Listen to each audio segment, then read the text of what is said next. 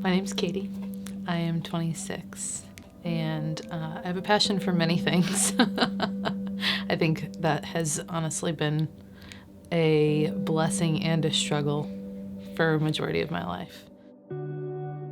I decided to make a lifestyle change about 2 years ago, 2.5 years ago, because I just was not feeling like myself. I didn't feel like I had tapped into anything that really kind of sparked a fire in me, that really lit my entire passion up.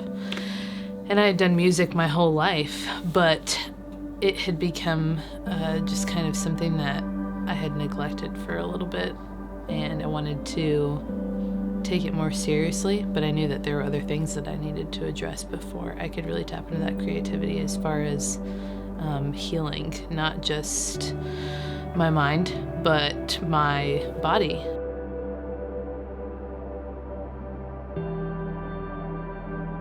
So when I decided to change my lifestyle, I started out small because I had looked into quick fixes and diets all over, and I was getting frustrated because I wanted to fit in the clothes that I had, and it felt like every other day I was sitting in my closet just frustrated, not fitting in things and not feeling like myself, not feeling like I could be confident. And ultimately it made me just feel like I lacked control in my life. I felt like I was just living in constant chaos. So I'm like, I have to do something. I turned it into a game. I started working out twice a week. And instead of saying, okay, I'm gonna cut out all of these things, for 1 week I said, okay, I'm not gonna do any soda this week. And instead, I'm going to replace that soda with an extra cup of broccoli every single day. So I'm eating an extra cup of veggies every day. So no matter what else I was eating, I was still at the end of the week saying, you know what? I didn't do any carbonated drinks this entire week, and I had 5 extra cups of veggies. So then the next week I would carry on that, but then knock something else out and add a new thing. And then it got to the point where I was like, okay, I did that enough in my diet, so now I'm going to do it in my workouts. So instead of doing bicep curls like I've been doing for the last 2 weeks, I'm gonna start doing bicep 21s. So then I started manipulating it and turned it into 2 days a week and only manipulating 2 or 3 things in my diet. To 3 months down the road, and I've created 12 different habits and knocked bad habits. I had grown complacent, and I was just okay with sitting and not bettering myself in any way, and I kept feeling stuck. I was stuck in my job, I was stuck in everything else, and actually taking care of my body felt like it was the only thing that I knew that I had control over to motivate. And I knew that if I could motivate myself enough in that then the brain would follow. And then I would be able to start. And it's true, I started working out, and it was like I was shedding weight and I was getting toned, but the more I was taking care of myself, the more negativity and toxicity was falling out of my life. I was losing friends, and I wasn't upset about it because it was just it needed to happen. To overcome, to make this change was going through a divorce.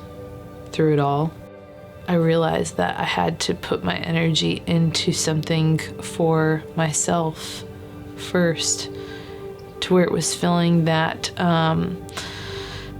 passion. And I found that in working out, instead of having to find it in relationships or fix something or fix someone, that I could put that energy and that effort in bettering myself. And it's even upsetting to go on social media because it feels like it honestly, it is a trigger sometimes to see other people triggered, because I've been there. I've lived in that fear, I've lived in that anger. And when I'm teaching my heart and my mind to literally transform, like in the Bible says, transform your thoughts by the renewing of your mind. And when I did that and I decided to look at it instead of putting the blame on someone else, saying, you know what, it takes two for a relationship. It takes more than one person to make one thing work. So I would say for anyone that is going through that or feel like you're stuck in a negative mindset, that you don't have to set all these ridiculously strict limitations on yourself, and you can give yourself space for grace and start small and work your way up and allow yourself to enjoy the journey. Don't get frustrated when you eat a piece of chocolate or you crave something. Like, don't hold it over yourself.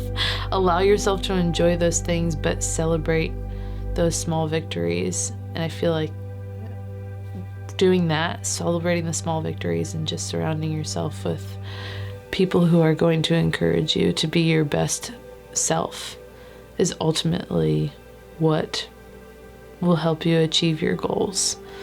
So if you're not absolutely loving yourself at the moment and you're looking in the mirror and trying to figure out what the next step is for you and what that looks like, remind yourself where you're at, acknowledge where you're at, I would say that, and make like a 3-step list for the week.